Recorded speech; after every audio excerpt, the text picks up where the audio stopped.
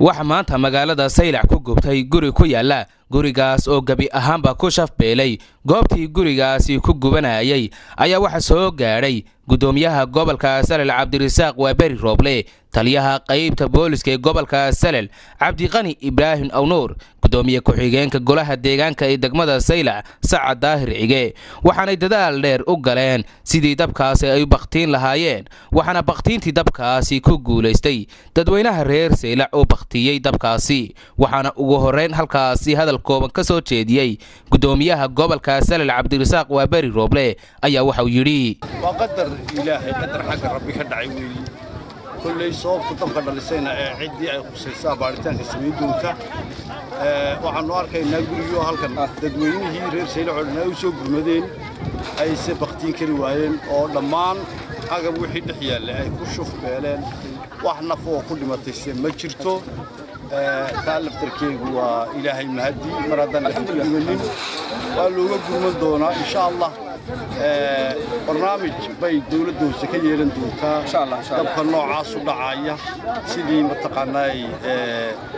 لوغا قرمان لها وحي إمكا قدم بيها دي إلهي لعضو وعن لنا هاي تدكيد لبتو أي جاندين عروس باي حيان بليوغي إلهي عواقب سيو إلا عاون كرو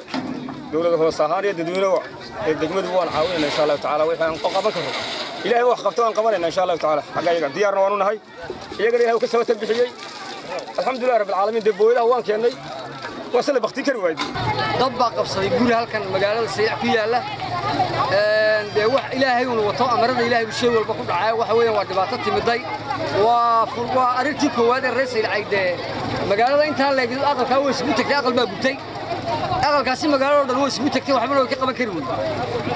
marka waxa weyn awoodda Ilaahay wato cid alla bilaadanka ma qaban karo inaan deegtaal balahayn boorka muujinaysa marka koowaad marka labaad waxay u tahay Saylac dadka reer Saylac waxay u tahay wax maaragtay digniin oo hadda tolo maanta aqal dambe oo gubto oo aan damdamis magaalada aan lahaynin waa mushkilad weyn marka hadii Ilaahay yiraahdo waxaan deelanahay dawladda iyo dadweynaha waliba dawladda in hadii laga taxadiro wixii dambe oo gaari damdamisa oo magaalada loo helo hadii la yiraahdo أنكو بختينو دندمسي أو الرجل وده قلت فرع لقى قلت إلهي بقى طلعنا واحد مضبط يستجاب بختينا إنه دولة قعد صنعنا قبل كسلل سرع من نقدنا حلقة باي هدي دندمس شنو مركا واحد قعد صنعنا دندمس إلا ناقينه gabagabadiina dadweynaha reer Saylac ayaa waxay si wada jira baaq ugu direen xukuumadda Soomaaliland taas oo ay ugu baaqeen inay soo gaarsiiso dabdamis ay kaga hortagaan qataraha noocan oo kale ayaan la diiriyay Cabdilaahi TV-ga qaranka magaalada Saylac ee xarunta gobolka Salel